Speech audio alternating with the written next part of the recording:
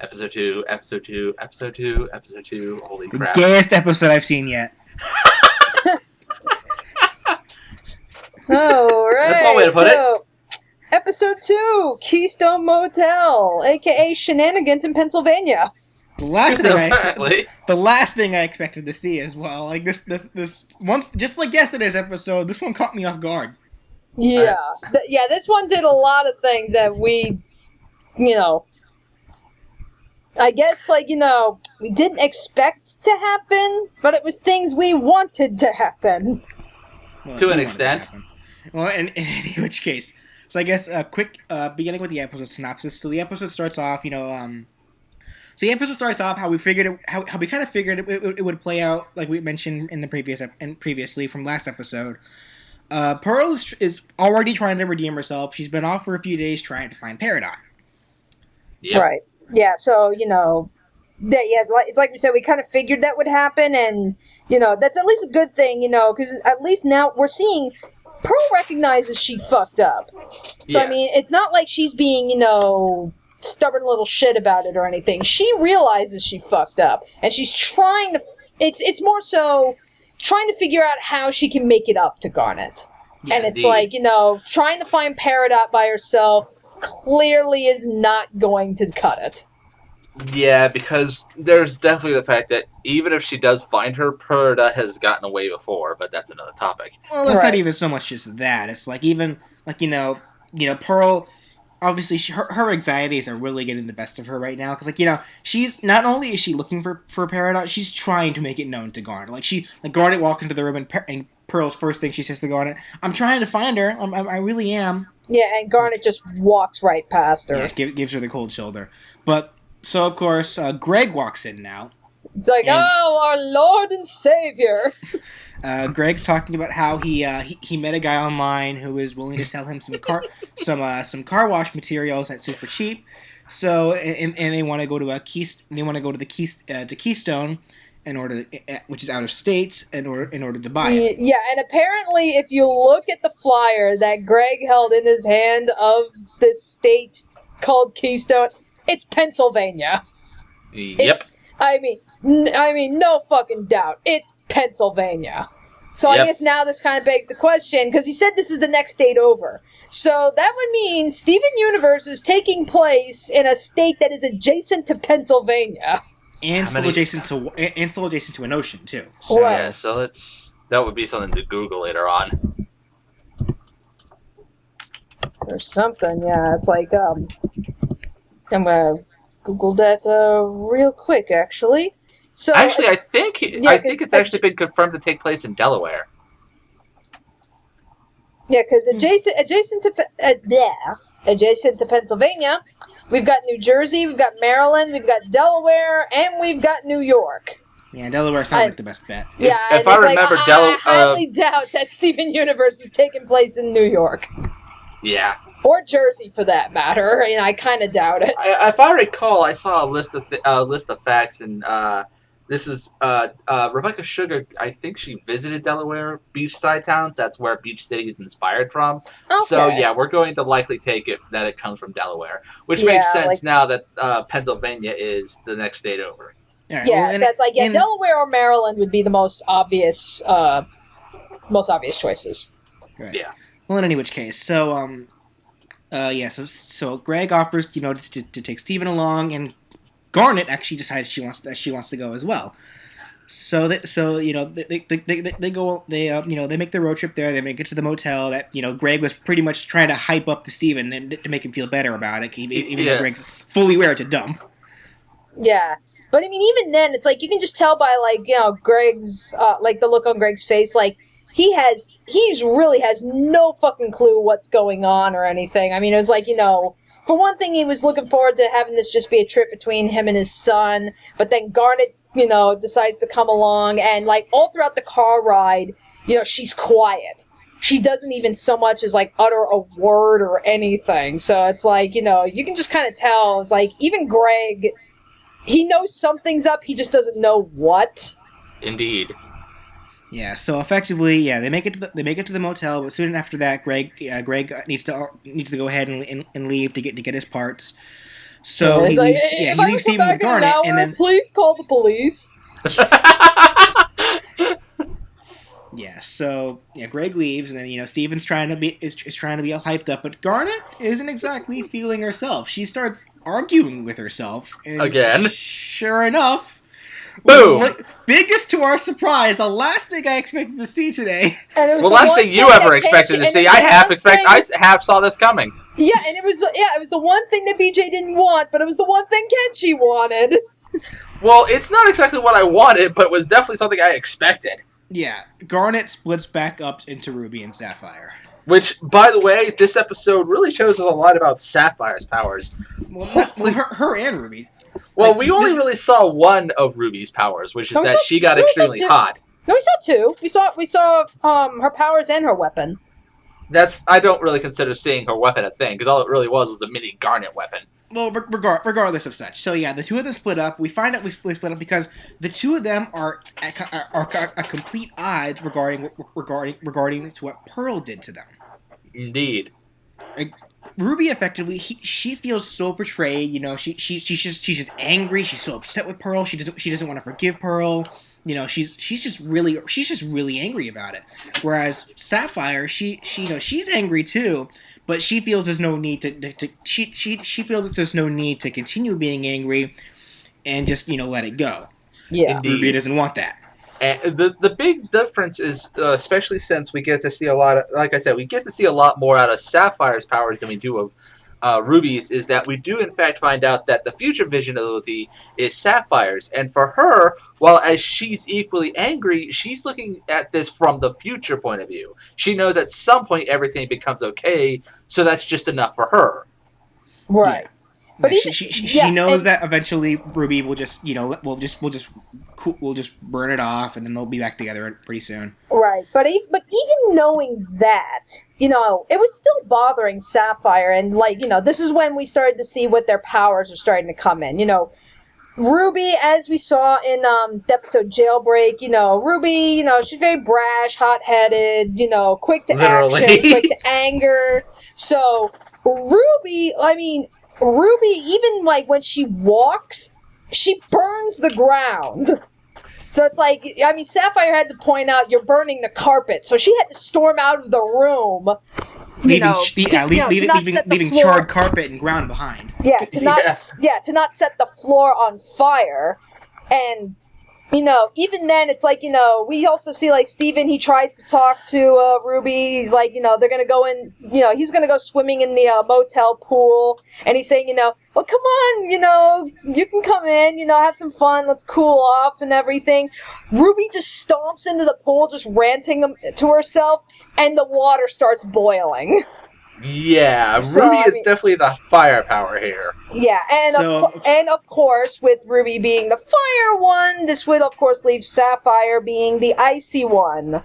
So it's Ruby, Steven returns to the motel room where Sapphire stayed, just to keep to herself, and the room was literally a freezer. Iced. Yeah, it was iced. She was pulling an Elsa. But it's Sapphire, whereas Ruby is just outwardly venting, Sapphire is keeping her anger to herself. She's being very quiet about it. Steven tries to ask her questions. She's giving him very short answers. He's trying to ask her questions, but she's giving him answers before he can even ask. Indeed. Right. Yeah, and it's everything's freezing over. You're seeing ice forming on the walls, on the bed that she's sitting on and everything. And he's he's all right, fine, So he storms out of the room, and then Greg comes back. And he comes back with the rollers, so he didn't meet up with an axe murderer or anything like he said. He's well, good news, I didn't run into an axe murderer. But then it was And then it was he picks up pizza, and then he goes, hey, where's Garnet? He opens the room, he sees Sapphire is there, and the first thing out of his mouth is, all right, where's the other one? I love Sapphire's response. He won't like that it's square. And that, I was like, okay, what's going to be square? The pizza. It's But the fucking regardless, pizza. I The find pizza that is square. I find that interesting though, because so apparently Greg knew previously that about Ruby and Sapphire. And I figured he would. I mean, especially in the episode, in the last Stephen Bomb, when we were getting the flashback with how Greg and Rose, like, you know, getting a little bit more developed in their relationship, and how he first learned to fusion, and he wanted to try to fuse with Rose, but of course he couldn't because he's not a gem. And there was a conversation that Garnet had with him, like explaining in her own words what fusion meant, and there was a scene where, you know, she kind of like lowers her glasses and shows him the three eyes. And BJ, because we were talking about this earlier, BJ didn't pick up on it, or at least he didn't see it, but I saw it anyway as, you know, given, you know, taking in what Garnet said and seeing it for herself, I imagine right then and there, Greg probably picked up that, you know, okay, she's a fusion, so that's why she knows what she's talking about. Indeed, you but know. there is as far as like seeing them separate and everything, I mean, he's known the gems for a while. I'm sure Indeed. at some point in time he had to have seen Ruby and Sapphire separate. Yeah, Actually, he did Danny, also- I want to bring up that there is a perfect explanation for a time Greg could have literally seen them split up. We know for a fact that even fusions take on different appearances when they've been destroyed, and we know for a fact that given Garnet's design, something happened, particularly to one of her legs, that resulted in what is likely the division of Ruby and Sapphire for a time. Because remember, she had the season 1 design, and then we see in the past she doesn't have the very bright reddish orange on one leg that she does in the season 1 design. Regardless, like Greg does even mention how like you know, something serious must have happened to cause those two to split up. So yeah, he was fully aware of them, regardless of such. So, you know, Steven feels bummed out because, you know, because they are fighting. He wants them to be able to talk it out. Greg's just saying no, let them have their space for a while, and it's kind of just left at that until the next morning when they go to a diner. You know, and Ruby and Sapphire are still rather upset. The Ruby's, of course, the only one who's really showing it. Yeah. Yeah, Sapphire's just still sitting there being all quiet, and, like, Ruby is literally grabbing the table and shaking it. Yeah, like, Greg's trying to make small talk. He's trying to lighten the mood. You know, Ruby's not having any of that. It gets to the point where, it does get to the point where Ruby does smash. We see Ruby's weapon. Ruby fucking flipped the table. Yeah, it was like a little mini gauntlet, and yeah, she smashed the table. And then, of course, you know, Greg's still trying to keep things enlightened, but Steven just wouldn't have it anymore. He broke his own plate, just stormed out of the diner. And as such, Ruby and Sapphire chased after him, and, you know, that's when Steven, you know, started, you know, yelling at them. He was like, you know, why, you know, things are already bad enough at home, why are they bad here too? Like, and he starts blaming himself for everything going on. And of course, that was pretty much what kind of snapped Ruby and Sapphire out of their funk, you know, like, you know, Ruby trying to say, no, it's not your fault, I promise you it's us. And that's when Sapphire comes to her own realization. Like we said previously, Sapphire is seeing the future, so she knows that this is all going to kind of blow over. But at the same time, that's when she realizes, okay, I know this is going to blow over, but because of that, I'm not showing any emotion towards this, and that's how Ruby sees me. Ruby was mostly upset. Yeah, Ruby was already upset with Pearl, but she was even more upset because she thought that Sapphire didn't care. And that's when Sapphire finally picked up on that, and Sapphire started getting upset. Ruby saying, no, it's like, no, I just wanted to be angry. You know, it's like, I just needed to vent off. You're always right. You know, I'm just stupid. And Sapphire's like, no, you're not stupid. And then what I also find most interesting, you know, Ruby, you know, at first, you know, we see Sapphire, like, you know, crying, but I thought she was snotting up at first because we see the tears going down only the middle part of her face, and then before Ruby even brushes her hair away, I already picked up on what's going on. And it's like, wait a second, there are Triclops as Garnet. Wait, is Sapphire a Cyclops? It's like, yeah. People have been theorizing that for months, and I was enough. Turns out she is. Yeah, Yep. so it's like, yeah, the whole three-eyed thing, you know, it's not just, you know, a merging of the eyes between Ruby and Sapphire. It's literally between the two of them, there are literally 3 eyes. Which actually does bring out the fact that Garnet herself actually is a perfect fusion. How do you figure? Well, because it's the idea where it's like, the fusion for the most part, it's like, for the most part, we've only really, as far as we were aware, we've only seen fusions happen between characters with 2 eyes. Yeah, we've seen them come out with multiple limbs, and then only on a few occasions come out with, 4 sets of eyes, or multiple eyes depending on how many sets of gems there are. In this case, it's like, how else could it have really gone, honestly? Because it's like, this is between a Biclops and a Cyclops. Yeah. So really, the Cyclops portion is just added to the Biclops portion for Ruby, and it just creates a Triclops. So it's not so much the idea of the merging body parts. That's the only real additional part. But it makes more sense now because Sapphire is a Cyclops. I suppose there's some truth to that. I mean, regardless of such. So, once Ruby sees Sapphire's crying, this is where Ruby actually does become a little more flirtatious. She brings up, what I do like most about splitting up, and Sapphire looks a little betrayed at first by this, but then Ruby becomes like, so I get to look at you, and then and that's when they become really really cute. So, like, Sapphire shoves her away and starts laughing. She picks Sapphire up, like tosses her into the air, catches her, and everything. I mean, it's very similar to what we were seeing in the Jailbreak episode. Picking her up, spinning her around, kissing, Yeah, but being very cute. It went a little farther this time. Like Ruby was like Sapphire was just like, Ruby, you're embarrassing me in front of Steven. And like Ruby didn't care. She was being very flirtatious. She was kissing Sapphire's neck and such. And Steven was just sitting there like all embarrassed and uncomfortable. Poor Steven. Like, he had to cover his eyes. Yeah, but he's probably, I mean, it's like, you gotta think also, he's a little kid, so, I mean, that's like, he's aware that, the two of them are a couple and everything, but probably seeing them, being all snuggly and, kissy face and everything, it's how most kids respond to them. Cooties. I fucking lost it, though, when Ruby was like, there's my Laffy Saffy. Oh, God. I fucking lost it there. I cracked the hell up. I didn't even quite hear it. I heard Laffy something, and I looked the scene up again, and I was like, "Oh God!" Right, well, in any which case, so Greg comes back out. He says he paid for the breakfast and for the broken booth and such. But then Garnet reappears. Ruby and Sapphire go ahead and refuse. And then Garnet's in a much better mood, and this helps Steven a lot. So they go back to Beach City. They walk back into the house. Pearl and Amethyst were talking about something, but we didn't really hear anything. But we know they were talking about something. So then Pearl asks how their trip was, and Garnet walks in, and Pearl wants to talk to Garnet, but Garnet just says no, not right now, and then walks away. Yeah. And so Pearl took that as, well, she's talking to me again. Yeah, that's something. Yeah, so I mean, it's like, they still haven't forgiven Pearl completely, but it does look like the rift is closing very slowly. So I mean, it's like it does look like it is on its way to a repair.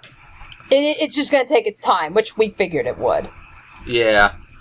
But that was Keystone Motel, and that's how that is how it's ended off. Aside from Steven hoping if they can go back to the motel someday, and Greg's just really reluctant about it. Yeah. Yeah, because of all the shenanigans that happened. Oh Lord, those two. Yes, but yeah, this was definitely an episode like I did not anticipate this one. I mean, even when we read like the just like the basic plot synopsis and everything, it just said, Steve and Greg and Garnet go on a road trip. So I was like, oh, that's it? I was totally not expecting the Ruby and Sapphire bit. Yeah. So well, they couldn't have given that away because then they would be giving it away. Yeah, that was like, holy shit.